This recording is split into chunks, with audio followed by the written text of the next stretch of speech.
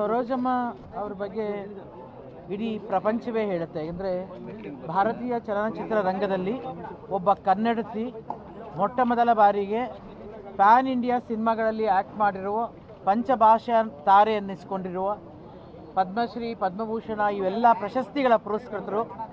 ಇವರೆಲ್ಲರೂ ಕೂಡ ಅಂದರೆ ಇಡೀ ಚಿತ್ರರಂಗ ಅವರು ನಮ್ಮವರು, ಕನ್ನಡದವರು ಅಂತ ಹೇಳ್ಕೊಳ್ಳೋಕ್ಕೆ ನಮಗೆ ಹೆಮ್ಮೆ ಅನಿಸುತ್ತೆ. ಅಂತ ಒಬ್ಬ ತಾಯಿಯವರು. ಅಫ್ಕೋರ್ಸ್ ನನ್ನ ಅವರ ಒಡನಾಟ ಒಬ್ಬ ತಾಯಿ ಮಗಳ ಹಾಗೆ.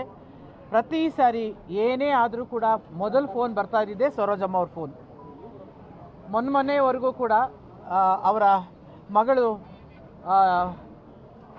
ದುಬೈಗೆ ಹೋದಾಗ ಈ ಥರ ಹೋಗಿದ್ದಾಳೆ, ದುಬೈಗೆ ಹೋಗಿದ್ದಾಳೆ, ನೀನು ಆದರೆ ನಾನು ಬಾ ಮನೆಗೆ ಅಂತೆಲ್ಲ ಕರೆದ್ರು. ನಾನು ಬೇರೆ ನಾನು ಅಂದ್ಕೊಂಡೆ ಅಮ್ಮ ಬರ್ತೀನಿ, ಇಂದು ಬಂದುಬಿಡಲಿ ಮನೆಗೆ ಅಂತ ಹೇಳಿಬಿಟ್ಟು ಫೋನಲ್ಲಿ ಇಟ್ಟವಳು.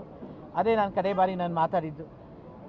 ಗೊತ್ತಿರಲಿಲ್ಲ, ಆದರೆ ಸುಸ್ತಾಗಿದ್ದರು ಅನ್ನೋದು ಮಾತ್ರ ಗೊತ್ತಿತ್ತು. ಆದರೆ ಜೀವನವನ್ನು ಸಂಪೂರ್ಣವಾಗಿ ತುಂಬ ಪಾಸಿಟಿವ್ ಆಗಿ ಅನುಭವಿಸಿದ ಒಂದು ಕಲಾವಿದೆ ಅವರು. ಅಂತಂದರೆ ಅವರನ್ನು ನಾವೆಲ್ಲರೂ ಭಾಳ ಅತ್ಯಂತ ಗೌರವದಿಂದ ನೋಡುವಂಥ ಒಂದು ವ್ಯಕ್ತಿತ್ವ ಅವರದು. ಅದು ಯಾವುದೇ ಒಂದು ಅವ್ರ ಬಗ್ಗೆ ನಾನು ಯಾವುದೋ ಒಂದು ನೆಗೆಟಿವ್ ಕೇಳಿದ್ದೇ ಇಲ್ಲ. ಆ ಥರದ ಒಂದು ವ್ಯಕ್ತಿತ್ವವನ್ನು ಬೆಳೆಸಿಕೊಂಡಂಥ, ಅಥವಾ ಒಂದು ಹೀರೋ ಸಮಾನರಾದ ಯಾರಾದರೂ ಒಂದು ಇದ್ದರೆ ಒಂದು ಗಂಡಸಿಗೆ ಸಮಾನರಾಗಿ ಬದುಕದಂಥ ಕಲಾವಿದೆ ಅವರು. ಇವತ್ತು ನಮ್ಮನ್ನು ದೈಹಿಕವಾಗಿ ಮಾತ್ರ ಅವರು ಹೋಗಿದ್ದಾರೆ, ಆದರೆ ನಮ್ಮ ಜೊತೆ ಯಾವಾಗಲೂ ಇದ್ದೇ ಇರ್ತಾರೆ, ನಮ್ಗೆ ಆಶೀರ್ವಾದ ಮಾಡೇ ಮಾಡ್ತಾರೆ ಅನ್ನೋ ನಂಬಿಕೆ ನಮ್ಮೆಲ್ಲರದು. ನಮಸ್ಕಾರ.